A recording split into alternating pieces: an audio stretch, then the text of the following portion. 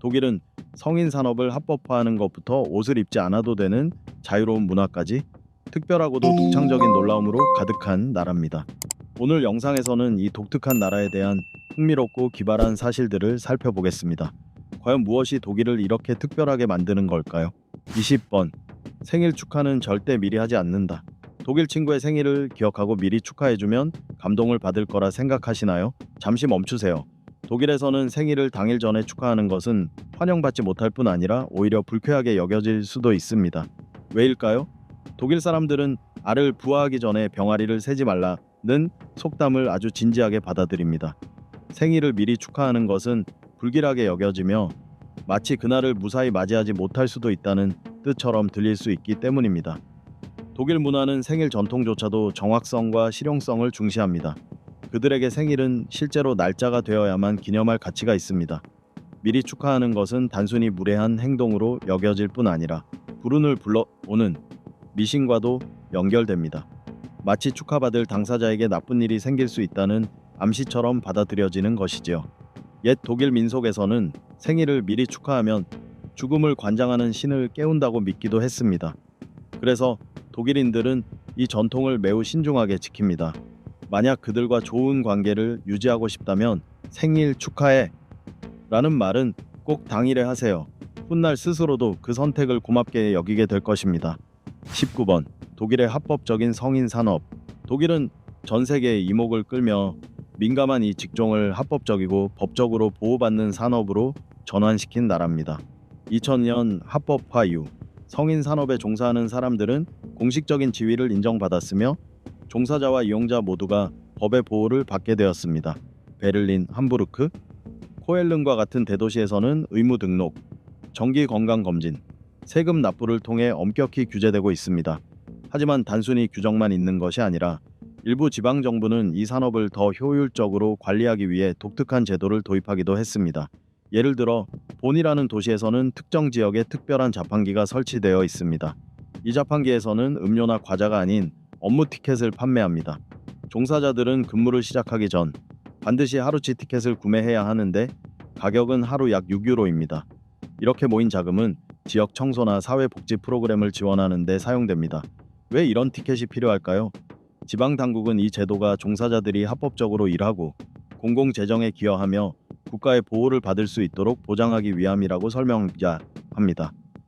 유효한 티켓 없이 일을 하다 적발되면 벌금을 내거나 규정을 준수할 때까지 일을 중단해야 하는 등 엄격한 처벌을 받습니다.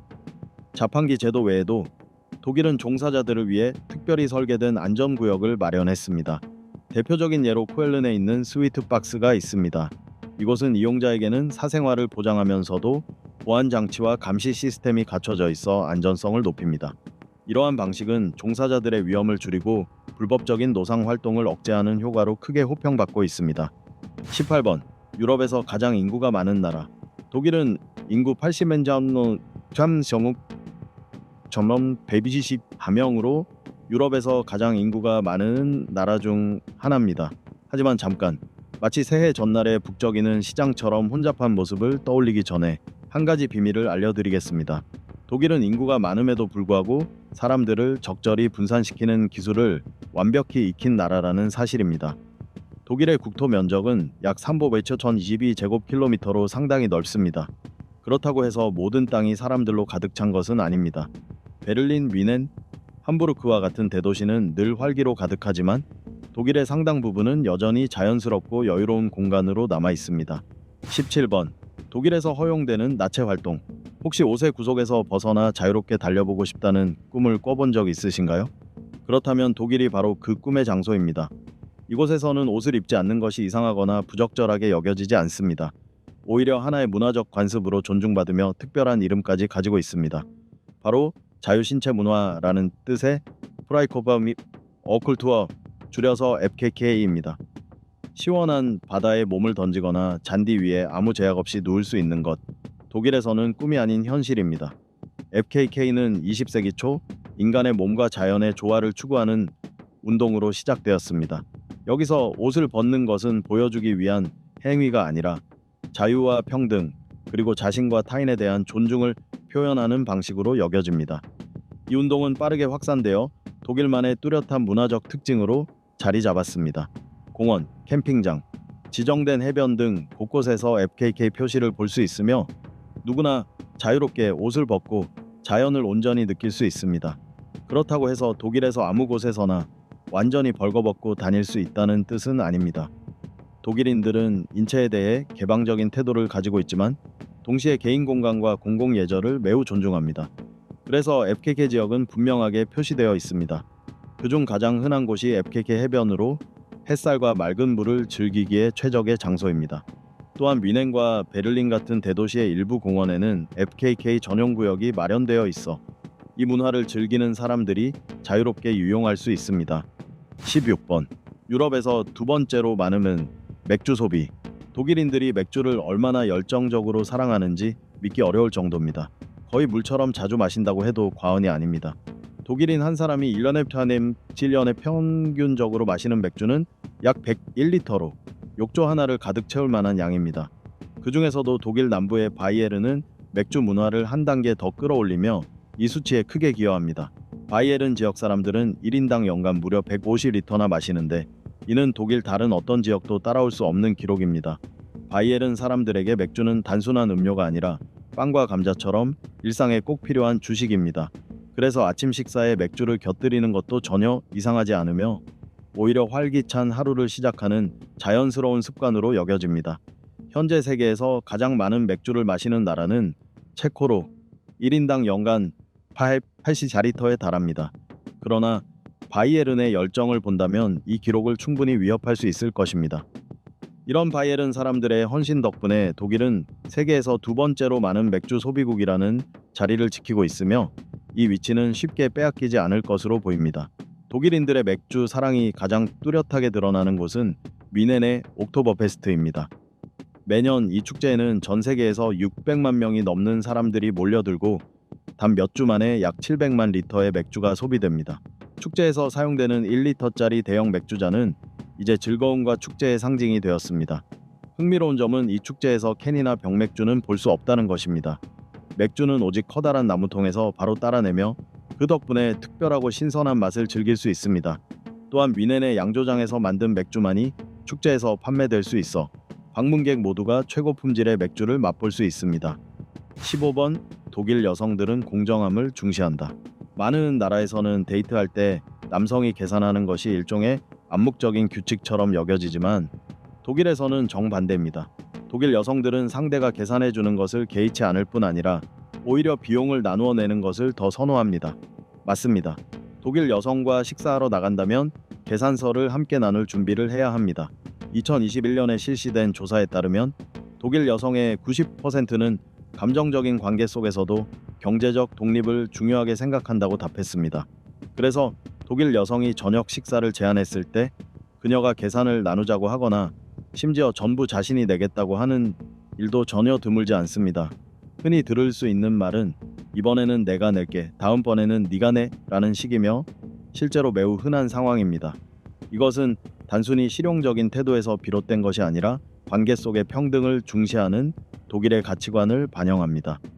독일 여성들은 경제적 부담을 함께 나누는 것이 상대에게 가해지는 압박을 줄이고 관계를 더욱 균형 있고 건강하게 만든다고 믿습니다.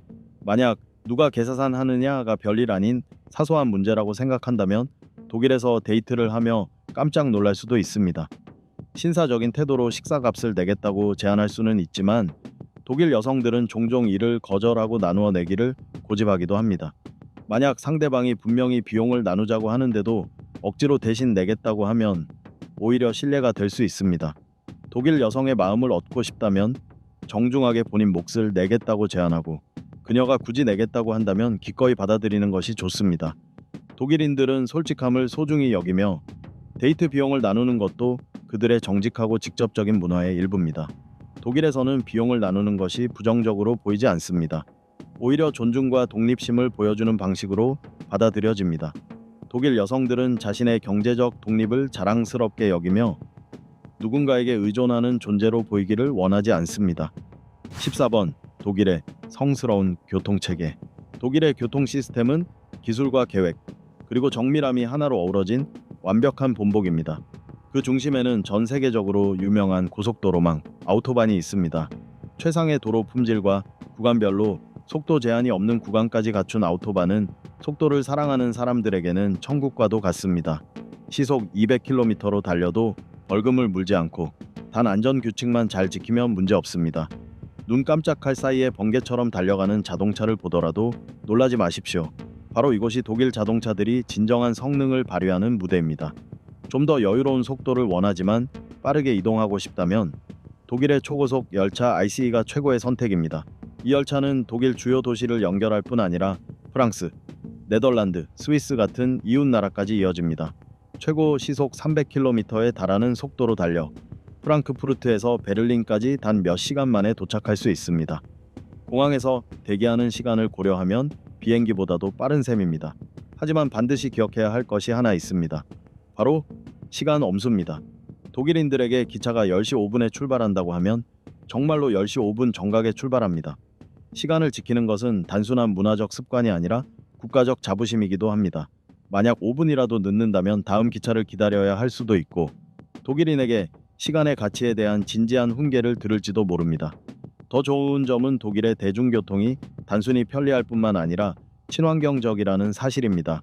베를린, 뮌헨, 함부르크 같은 대도시에는 효율적인 버스, 지하철 U반, 지상 전철 S반 시스템이 잘 구축되어 있어 교통 혼잡을 줄이고 배출가스를 최소화합니다.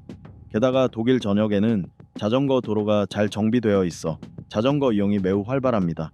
이는 독일의 친환경적이고 건강한 생활 방식과도 딱 맞아떨어집니다. 13번 소시지뿐만 아닌 독일 요리. 독일 음식을 떠올리면 보통 소시지와 빵이 먼저 생각나기 마련입니다. 하지만 독일은 그보다 훨씬 풍부한 음식의 천국입니다.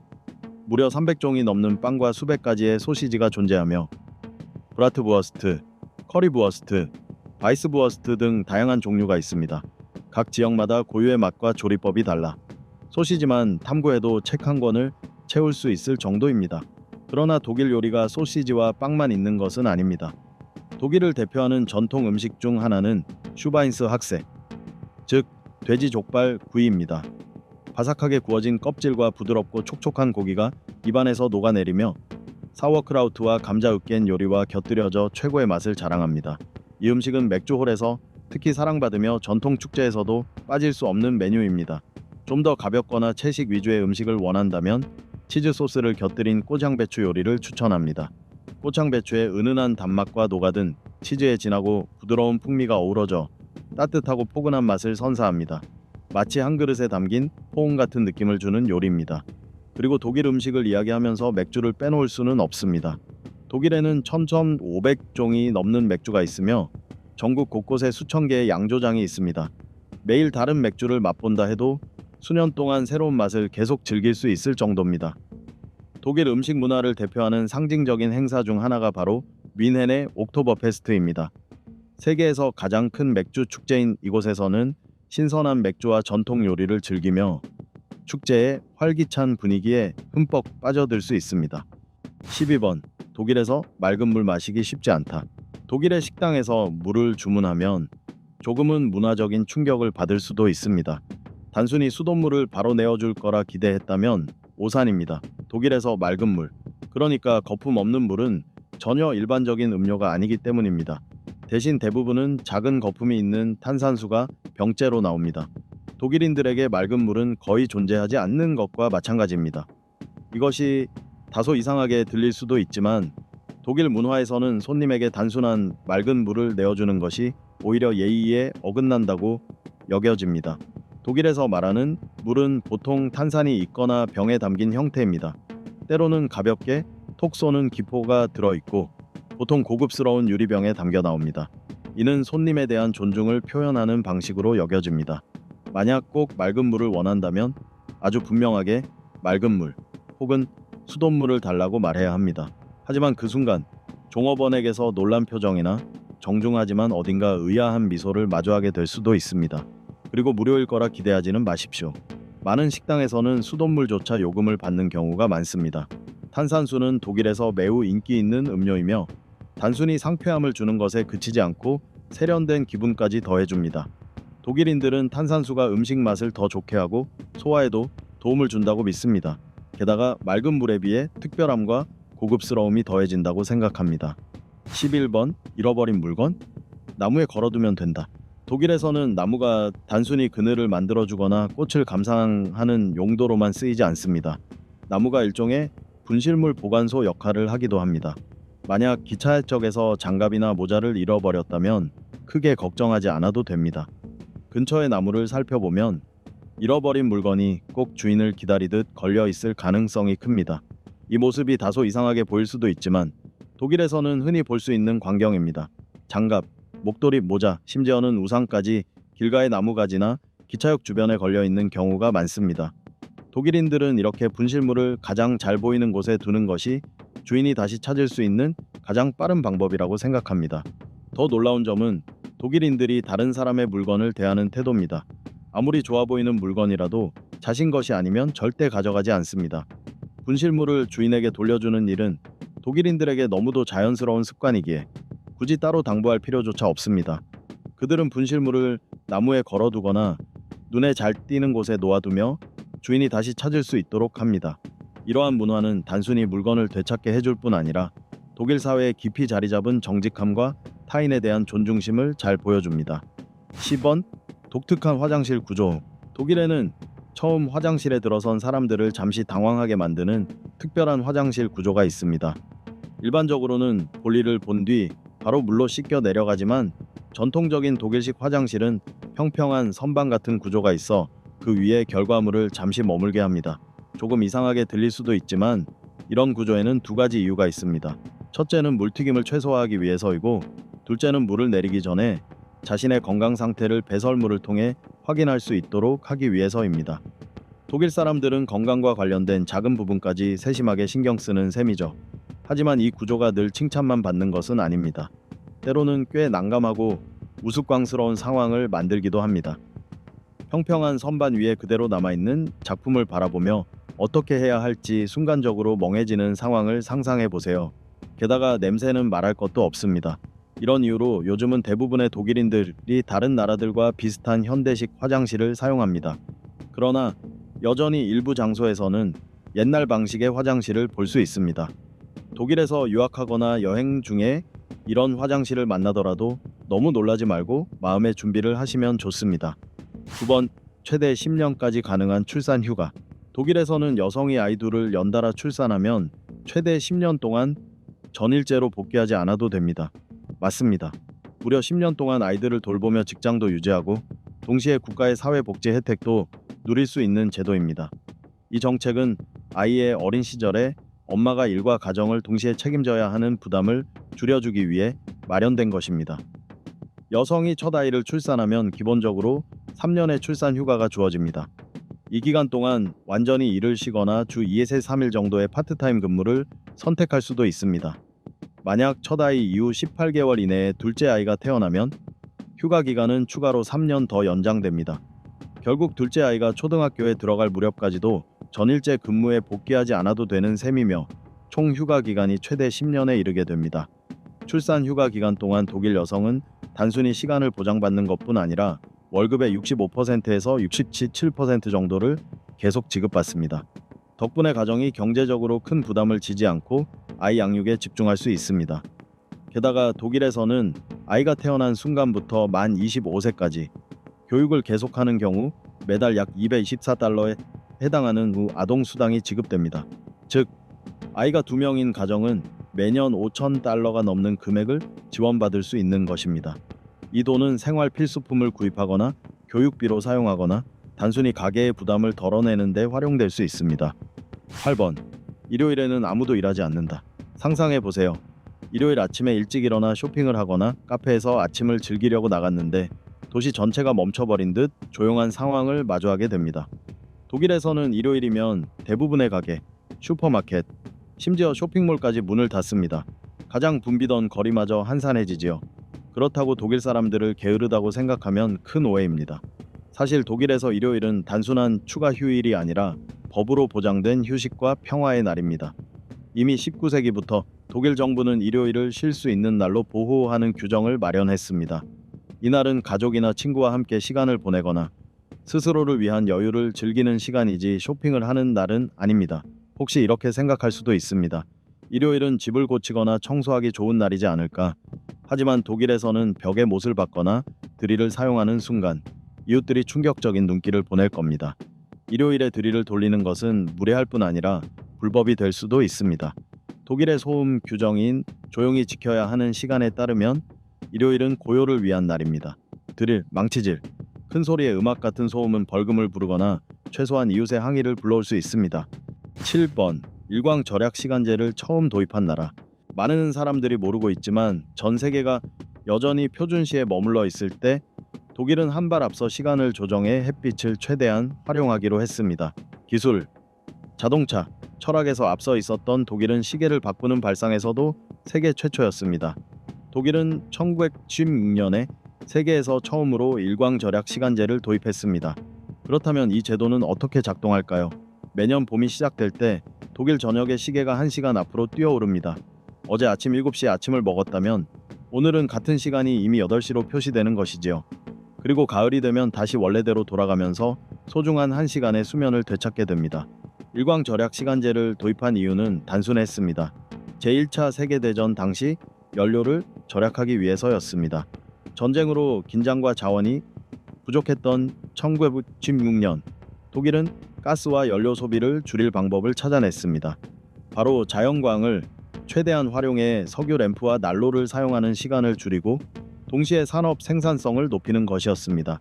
실제로 시행 첫 해에만 독일은 수백만 톤의 석탄을 절약했습니다. 전쟁 중에 꼭 필요한 자원이었기 때문에 그 효과는 엄청났습니다. 이 성공은 영국과 프랑스, 그리고 나중에는 미국까지 제도를 빠르게 받아들이도록 만들었습니다. 6번. 세계에서 가장 큰 자동차 생산국. 속담에 이런 말이 있습니다. 일본 제품이 20년을 쓴다면 독일 제품은 100년을 쓴다. 특히 자동차 산업에서는 이 말이 과장이 아닙니다. 흥미롭고 재미있는 사실 하나 알려드리겠습니다. 독일의 대부분 택시는 메르세데스 벤츠 차량입니다. 마치 우리의 택시는 당신의 거실만큼 편안하다라고 말하는 듯하지요. 그런데 여기서 끝이 아닙니다. 독일에서는 쓰레기차조차도 독일산 차량인 경우가 많습니다. 이는 자동차 품질에 대한 자부심과 신뢰를 보여주는 장면이기도 합니다. 생산 규모를 보면 독일은 늘 세계를 선도합니다. 2022년 독일은 340만 대가 넘는 자동차를 생산했으며 폭스바겐 골프는 유럽에서 가장 많이 팔린 모델로 독일에서만 17만 7천 대 이상이 판매되었습니다.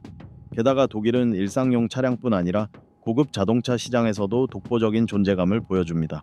예를 들어 메르세데스 마이바흐 엑셀레로라는 슈퍼카는 무려 800만 달러에 달하는 가격으로 세상을 놀라게 했습니다. 독일 자동차 산업은 단순히 국내 시장에 그치지 않습니다. 세계 경제에서도 핵심적인 역할을 하며 전체 시장 점유율의 약 12에서 15%를 차지합니다. 2022년 기준으로 독일 자동차는 북유럽의 추운 지역에서부터 중동의 뜨거운 사막에 이르기까지 전 세계 150개가 넘는 나라에 보급되어 어디서든 독일의 완벽함을 경험할 수 있게 해주고 있습니다. 그러니 언젠가 독일 자동차를 시승할 기회가 생긴다면 마음의 준비를 하셔야 합니다. 그것은 단순한 기계가 아니라 예술 작품이며 공학의 정수이고 어쩌면 평생을 함께할 동반자일 수도 있습니다. 아니면 소문처럼 정말 100년을 버틸지도 모르는 자동차일 것입니다. 5번. 열린 창문에서 들어오는 바람은 위험하다. 창문을 활짝 열어두고 시원한 바람이 방 안으로 드는 것을 좋아하신다면 독일을 방문했을 때 조금 놀라실 수도 있습니다. 독일 사람들은 낮 동안에도 창문을 꽉 닫아두는 습관이 있습니다. 밖의 공기가 아무리 시원하고 상쾌하더라도 창문은 거의 열지 않습니다. 이유는 무엇일까요? 독일인들은 창문 틈으로 들어오는 바람이 병을 일으킨다고 믿기 때문입니다. 오랫동안 이어져 온 이 문화적 신념은 바람으로 인한 질병이라는 뜻의 표현으로 알려져 있습니다. 독일인들에게 창문을 여는 일은 단순히 집을 춥게 만드는 것이 아니라 감기나 세균이 들어오게 한다고 여겨집니다.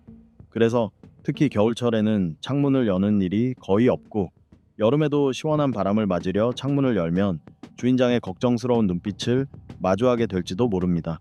처음에는 답답하게 느껴질 수도 있습니다. 자연스러운 공기순환에 익숙한 분들에게는 더욱 그렇지요.